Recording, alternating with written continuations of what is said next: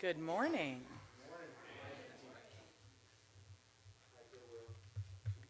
All right. Well, thank you so much for being here this morning. We've got a lot of announcements to make. But first, I want to say thank you to Matters Graph. We are in their beautiful space. Thank you for hosting us, Mark. And today we are celebrating innovation, investment, and inclusive growth in Washington, D.C. So it's an honor to be here with you because we are going to be announcing a couple different things. But first is our 3 recipients of the Vitality Fund and 6 recipients of our Growth Fund. And our Growth Fund is targeted at smaller businesses that are growing and giving them that next access to capital so that they can grow in the district. These 2 initiatives are cornerstone to Mayor Bowser's growth agenda and key tools that our work in DEMPED, or the Deputy Mayor's Office for Planning and Economic Development, are focused on. Before we get started, I do want to thank Sarah Adams, who is here with us today. She is... Now, Sarah is the best known person in this room, because she is the one who manages our Vitality and Growth Funds together with, we've got a ton of people, I'm not going to go through it. But Adam Lattimore, thank you for what you're doing. Brennan Hicks, thank you for what you're doing. And Andre Nelson, who has been critical to supporting our businesses and getting the good word out. So at DEMPED, our mission is to drive equitable economic development across all 8 wards, and that means creating good jobs, supporting local businesses, and revitalizing our commercial corridors. The Vitality and Growth Funds are helping us do just that. The Vitality Fund is our primary corporate attraction tool, a performance-based contract that helps companies relocate to or expand in the district, bringing jobs and investments with them. And so that is one of the primary criteria that our applicants have, or that we judge applicants by, which is how many jobs will this create over what period of time. And the Growth Fund, which we launched earlier this year, is focused on startups and small businesses, helping them grow, scale, and stay rooted here in DC. We're already seeing the real-world impacts of these programs, as Matters Graph's DC headquarters is a perfect example. By the way, I have been in so many DC buildings, and I've never been in this one, and it is so beautiful, right next to DuPont Circle Metro stop. So located here in the heart of DuPont Circle, just steps from the new DuPont Deckover, which some of you might have heard about, which is going to create a new park as well as connection across Connecticut Avenue right here north of the Circle. So it's not just a workplace, and I think that DuPont Circle exhibits this, so many of our neighborhoods along the waterfront, which is that mix of uses that makes it so dynamic to not just work here, but also to live here and to go out after work and commune with each other.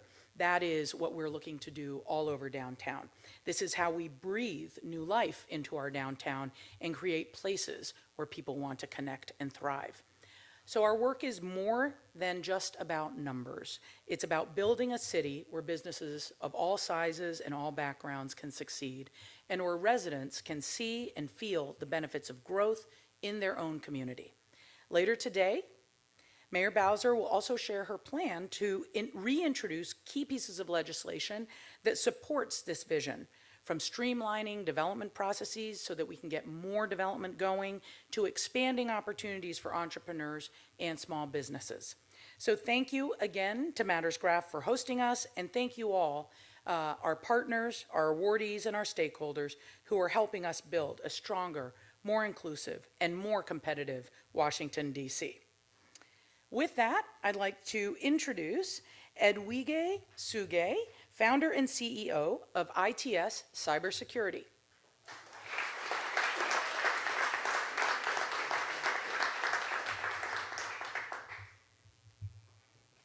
Good morning, everyone. I'm honored to be here today representing ITS Cybersecurity. First, I want to sincerely thank Mayor Bowser, Deputy Mayor Albert, and the entire DEMPED team for their vision and support through the Growth Fund.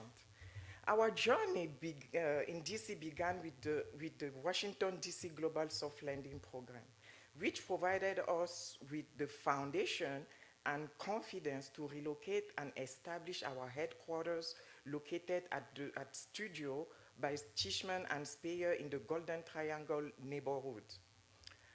The soft landing program was the first door that opened. Thanks to DENPED, the Washington, D.C. Economic Partnership, and the Golden Triangle Business Improvement District. The Growth Fund has been the driving force behind our ability to scale. Choosing Washington, D.C. was an easy decision. The city connects us to policymakers, global institutions, and an incredible innovation ecosystem. Thanks to the Growth Fund, ITS cybersecurity is scaling faster and stronger, right in the center of where decisions that shape the world are made. Our mission at ITS cybersecurity is to ensure that every AI solution deployed, whether in government, healthcare, education, finance, or global institution, is secure, ethical, and compliant. Being based here in DC means we're not only close to the policy conversation that shape this technology, but we can also contribute directly to building trust in the tools that will define our future. On a personal note, I am moving with my family to DC's Golden Triangle area next month, just 2 blocks from our headquarters.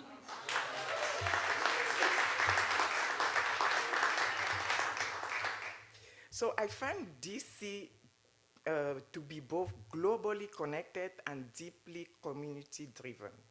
And the vibrancy of this city inspires me every single day.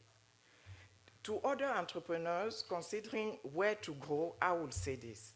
DC is more than just a capital, it's a community. It's where local opportunity meets global impact, and where businesses like ours can thrive. Thank you again, Mayor Bowser, for your leadership and investment through the Growth Fund, and thank you, Deputy Mayor Albert, for this incredible recognition. We are proud to be building the future right here in Washington, D.C. Now, I would like to introduce Mark Stein, founder and senior partner of Matters Graph.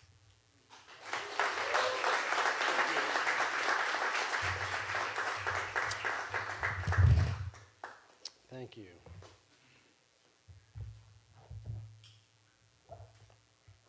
So sorry. Great. Well, thank you, Deputy Mayor Nina Albert, and thank you, Mayor Bowser and the City Council members Brooke Pinto and Kenya McDuffie. And thank you to our co-awardees and everyone here today at our office to celebrate DC's investment in these growth, and for us, the Vitality Grant Awards. These grants are of great utility, allowing us to make even greater investments in our companies. In the case of our firm, we are also excited to be celebrating 2 additional things today. One, the official opening of our new, and for sure, our greatest office to date. Mayor Bowser, we may rope you into a ribbon cutting. It's a super cool office, or at least we think so. We're super happy to host you here. It serves us so much more effectively than our 5 prior offices that we outgrew in size and function in our 9 short years. It's got great character, it's got an amazing neighborhood.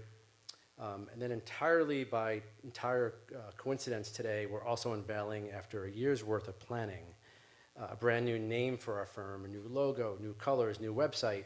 It's all part of our larger strategic release for the firm as we plan out our entry into our 10th year and second decade. So officially, after 9 years, as of today, Graph Strategy is now Matters Graph. So thank you for all embracing that new name, which is new to us officially today. A few quick stats. Today, amongst our 36 people here, 76% of our team population base are residents of the city, representing, I think, 6 of the 8 wards of the district. So we're working in the last 2. We got 2 more to go. In 2017, when we founded the firm, there were two of us. DC provided to be a no-brainer headquarter location and base of operations. We were attracted by the incredible pool of talent that resides, I think, in the nation's 20 largest metropolitan areas. DC is ranked #1 for higher ed and advanced higher ed degrees. It also provides us, and it has provided us, with a superbly rich, multi-ethnic, multi-nationality talent base, which is really central to our business. We support private equity firms and M&A teams in commercial diligence, and they're all investing in businesses that are not only domestic, but they're exporting goods and services around the globe. Having that multinational, multi-ethnic talent base with higher ed is incredibly valuable to the work that we do. So thank you to Washington, D.C. for being a great host of our company, of our firm over the past 9 years, for breaking ground on this amazing deck over right behind us in DuPont Circle. Matters Graph remains and is committed to continuing our investment in the city, one that I fell in love with when I moved here just shy of 40 years ago. And with this, I would like to turn it over and thank Mayor Bowser for all the leadership. You're welcome. Well, let's congratulate Matters Graph on your new name, your great building. I also like to thank Edwige and merci, madame, merci. And so I am just really pleased to be here, and I'm glad to be with the recipients of the Vitality Fund and Growth Fund. And I am honored to be joined by Councilmember Kenyon McDuffie, who chairs the Council's Committee on Business and Economic Development, as well as Deputy Mayor Albert and our team at DMPED. So we have been very clear about our guiding principles when it comes to the programs that we fund. Will these programs keep people and families in DC? Does the program create economic activity to fund our schools, parks, and city services? Does it attract new businesses and create jobs for DC residents? And if the answer to all of these questions is yes, then we want to invest. The Vitality Fund is our corporate attraction tool to help companies relocate or expand to DC. And since launching the Vitality Fund, we have invested about $4 million to support companies relocating or expanding. These companies have committed to create and retain more than 1,300 high-paying jobs and occupy more than 230,000 square feet in the district. And the Growth Fund, we launched that earlier this year, and it is helping startups and small businesses grow in DC. So this year, 9 companies are receiving awards through the Vitality and Growth Funds. And together, they will create 250 new jobs, retain 72 jobs, and occupy 56,000 square feet, and invest more than $4 million in capital improvements. So these companies represent the industries we've been focused on: technology, life sciences, cybersecurity, and business services. So we are serious about keeping our companies and attracting new ones. They're choosing DC because they see what we see: a world-class city, talented, unmatched connectivity, and a government that is ready to partner with them on growth. We also know that incentives often aren't enough. And you've heard me say this before, but we mean business, and we have to demonstrate that we mean business. And we put a number of pieces of legislation in play that will allow us to be a more business-friendly city, be faster in attracting capital, be faster in deploying that capital, and hold on and attract more businesses. And I'm grateful to Councilmember McDuffie and his partnership. And I'm pleased to offer these bills as standalone pieces of legislation. The first is the zoning decision appeals amendment, which will reduce appeals and delays in building affordable housing and other development in the district. The second is the Poker and Blackjack Gaming Authorization Act, which will create new revenue for the city and new opportunities for businesses in the city. It's the deputy mayor's favorite piece of legislation.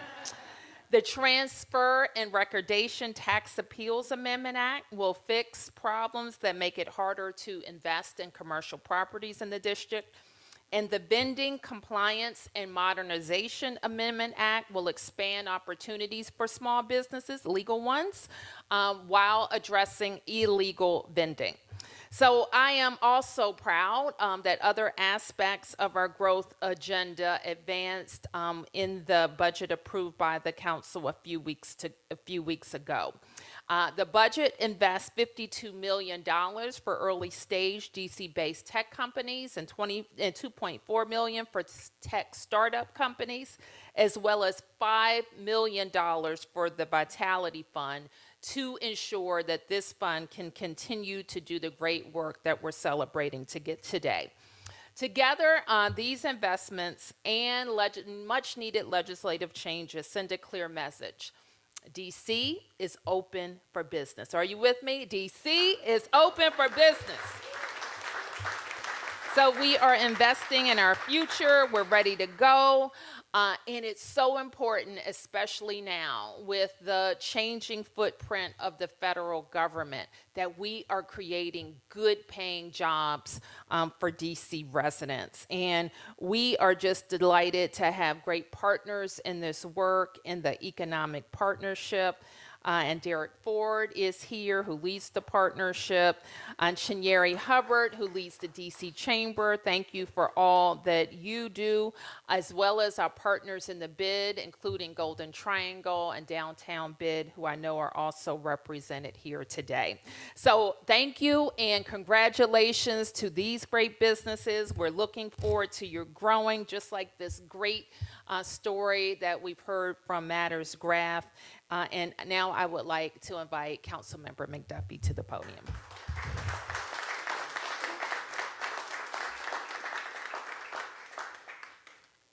Good morning.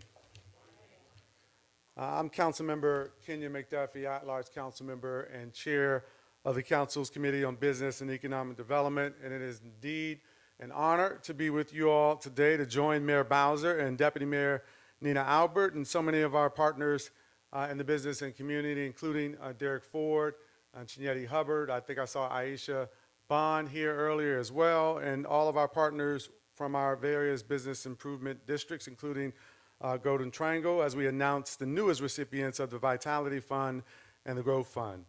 I'm very excited to be here today at this press conference at this time, because I think it's yet another clear message that the mayor and the deputy mayor and this city is sending, despite everything around us, that Washington, D.C. is not standing still. Rather, we are investing in our future and proving that inclusive growth, innovation, and economic opportunity are central to our story here in the District of Columbia. We know the district faces some real challenges: commercial vacancies, shifting downtown dynamics, and all the federal issues that are affecting us, but residents and small businesses are being affected alike.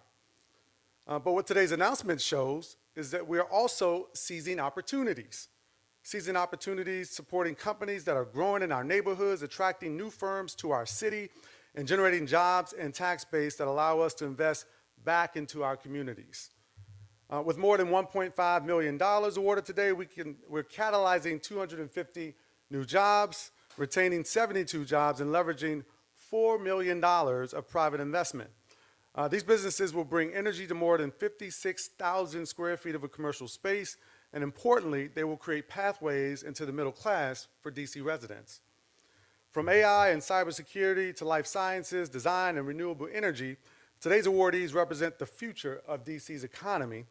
And these aren't just abstract industries, they are where the jobs are of tomorrow will be created, where residents will gain new skills, and where prosperity can grow right here in our city. This is how we rewrite our narrative. Washington, D.C. is not just a government town, as some may think. We're building a vibrant hub for technology, innovation, and entrepreneurship, an ecosystem where bold ideas take root and where they thrive. As chair of the Committee on Business and Economic Development, I've said it many times, economic growth must be people-powered. That means it's making it easier to do business in Washington, D.C., yes, but also ensuring that residents across all 8 wards, we heard that Matters Graph has 6 wards represented in this company. We're going to get those other 2 as well. But everybody across the District of Columbia and all 8 wards are going to see the benefits of what these investments mean. We cannot talk about growth without talking about equity, jobs, and affordability, and Mayor Bowser has been doing just that. So let's give her a round of applause.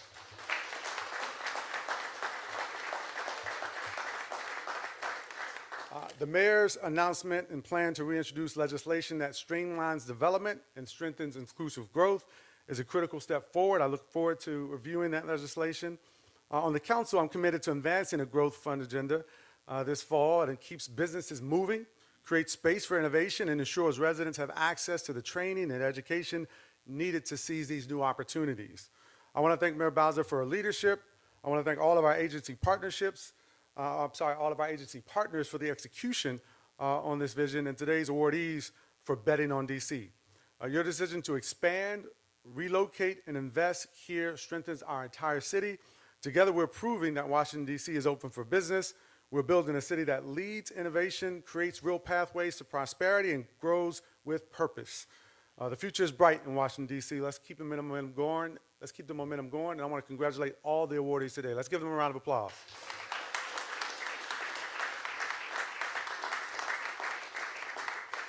So I have the pleasure of announcing the awardees, because we've been introduced to 2, but there's a lot more people standing behind me. So Canon Design is one of our 3 Vitality Fund awardees. They are a new business to the District of Columbia, and they will be creating 75 new jobs here in Washington. Canon.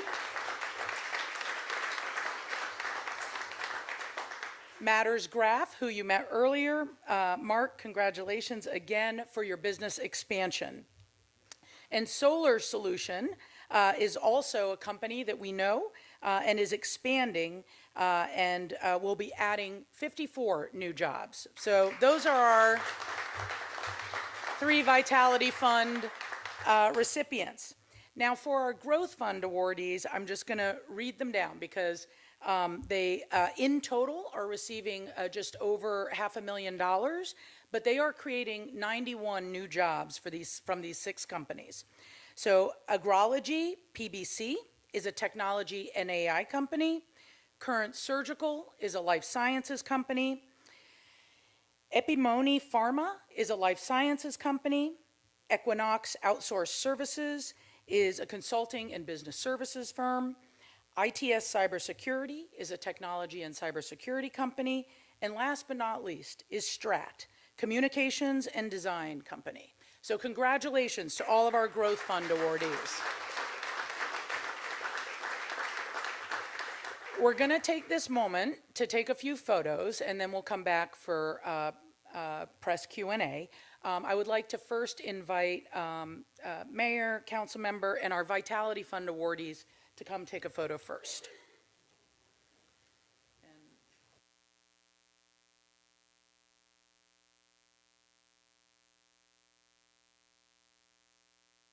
Okay, I'm sorry. We're going to do Q&A first, and then we will do photos afterwards. Mayor?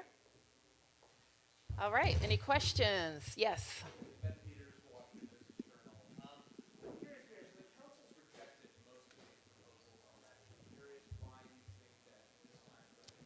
Did they vote on them?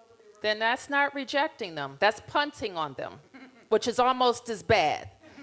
But we're going to give them another chance. Because what they have said is they want to handle matters separate from the budget. So we're going to take them up on that offer and introduce bills that we need. And we need them.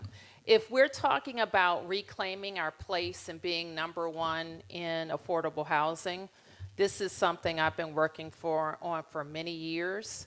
We have to fix the development review process to make sure that interested parties are the ones that are taking everybody to court, not uninterested ones. They have been introduced. Yes. Morning, Mayor. Yeah. You've been talking for a while about your growth agenda and how the district needs to have an economy that does step away from dependence on the federal government. With this shutdown looming at midnight tonight, does that point drive home even more? And what can you tell folks about the operations of district government if this were to happen on midnight like it looks likely? Well, I hope that the Congress acts to approve a budget. You know, like we have to have a balanced budget. We can't have ongoing and Liz continuing resolutions. We can't be in a deficit. We have to be balanced. And we should expect the Congress of the United States to do the exact same thing. The operations of the federal government are necessary for America's productivity and for many vital programs and services. The district is not impacted by the shutdown for our operations. We are impacted because many of our residents in Maryland and Virginia have a lot of anxiety about what it means for their next paycheck or what it means for their job. And we certainly hope that the president and the Congress can focus on their work. Yep. Hi, Mayor. Good morning. Josh Chapin here at Channel 7. Yes. How are you? Thanks. Good. There has been reporting, let's put it that way, about some delays to speaking of affordable housing, the housing process over by the RFK site. We spoke with the Council Chair Mendelson last week, and he assured us that the delays are what they are. I wanted to ask you what you believe are some of the biggest hurdles, some of the biggest challenges to getting not just the stadium built, but the other parts of that development built. I've seen the reporting that says it's a delay, and let me clear that up. I think everything is going according to the legislation that we submitted. Okay, period. The stadium will open in 2030. It is always been anticipated that the balance of the parcels outside of the stadium district, the recreation, our sportsplex, and the parking is subject to a master planning process.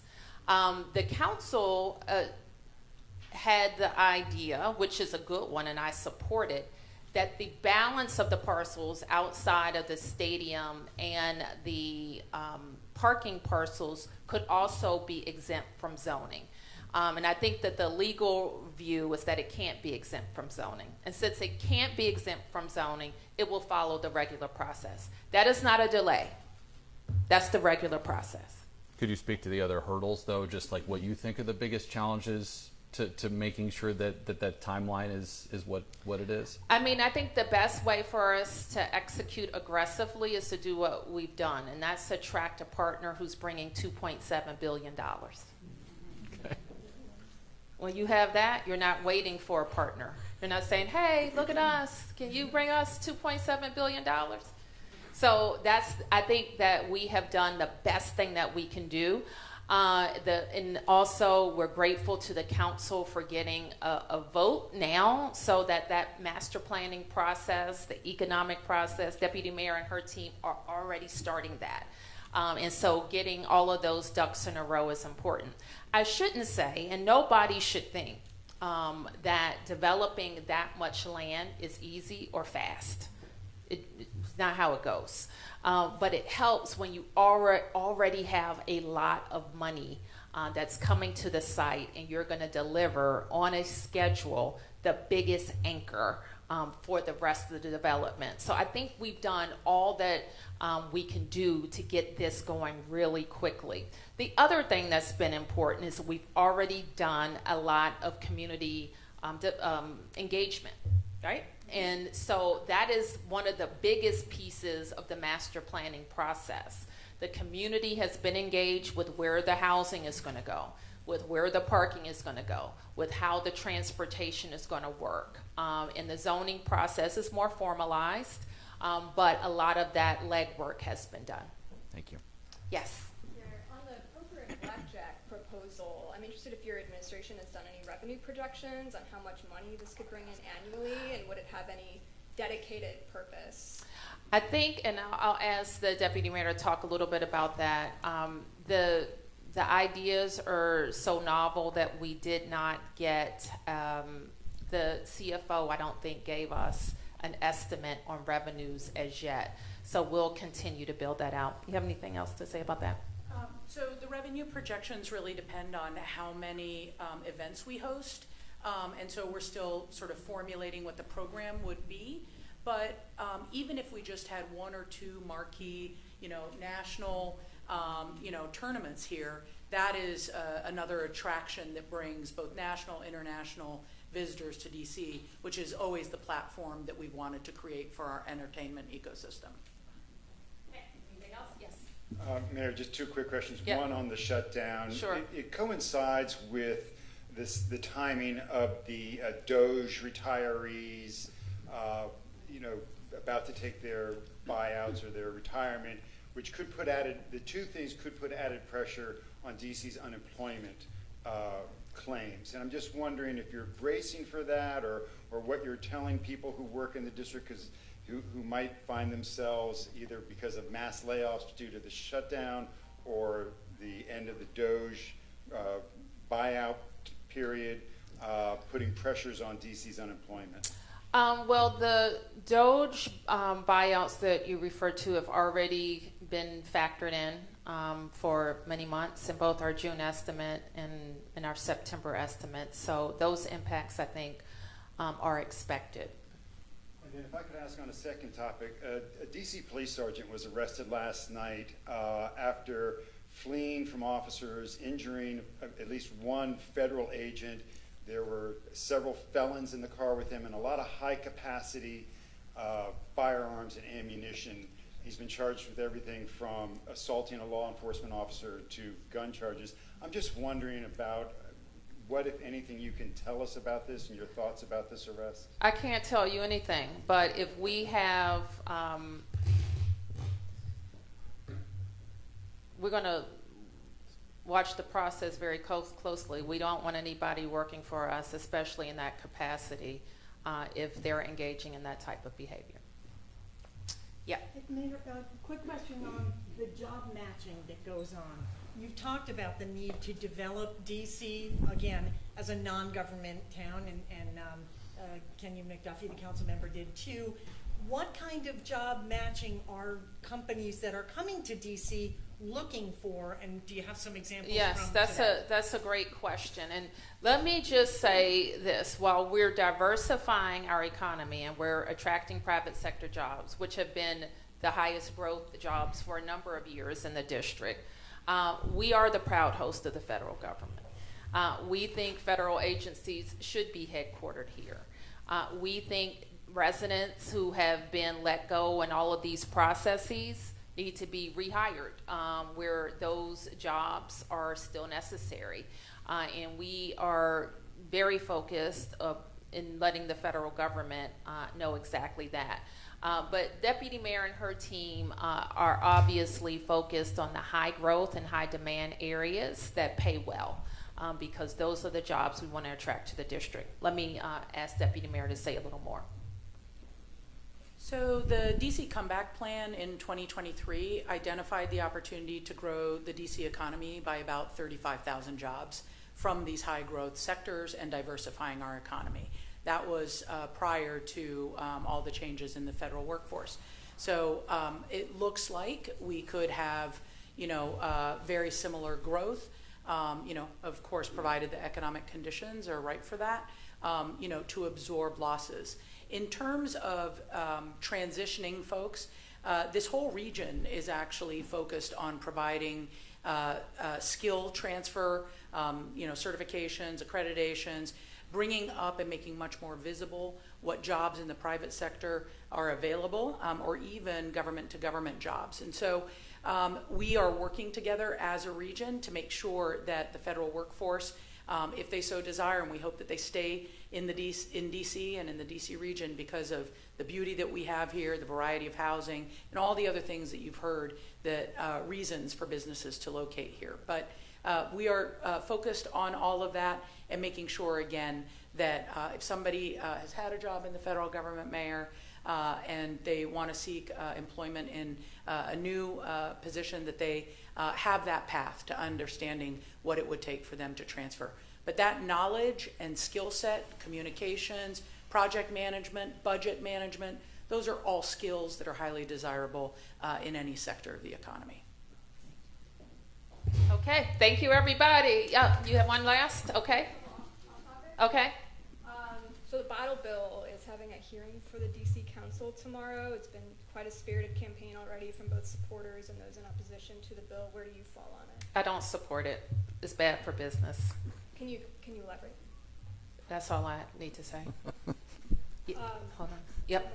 I know this is a topic we've discussed quite a bit, but we've seen about half dozen photos, videos, eyewitnesses accounts of MPD and ICE patrolling alongside them or making arrests. I know that's not part of your mayor's order, but can you provide any clarity about what's been happening on the ground that may be outside of that? No, I can't. You won't, or are you not aware of what's been happening on the ground? I am aware of what's been happening on the ground, and ICE is not patrolling with MPD. If you saw MPD make an arrest, and I've seen the video, Mark, that you're kind of putting out there to everybody, what I see is MPD making arrests. I don't see MPD patrolling with anybody. Right, so could I clarify MPD will always make arrests, yes. So can we just clarify then, if we take ICE out of this lexicon and just ask, Here we go. well, Mayor Bowser, there's a lot of people who are confused and asking this question, and if you could just clarify. You are, Mark. That's not true. Okay, I'm gonna talk to you after we wrap up here. No, I'm gonna talk to you after we wrap up here. Okay, thank you, everybody.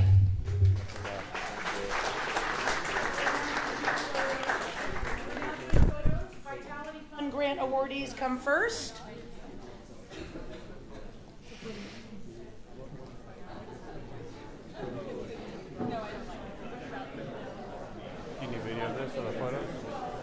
Whatever. We're not going anywhere, so shoot. I mean, if they want to run, they're going to run a VOSAT on the grant stuff. So like, Who's that guy? Big time? what? Who? Is he big time? Big Who? time journalist? Oh, he's Channel 4 guy. He's a pain in the ass.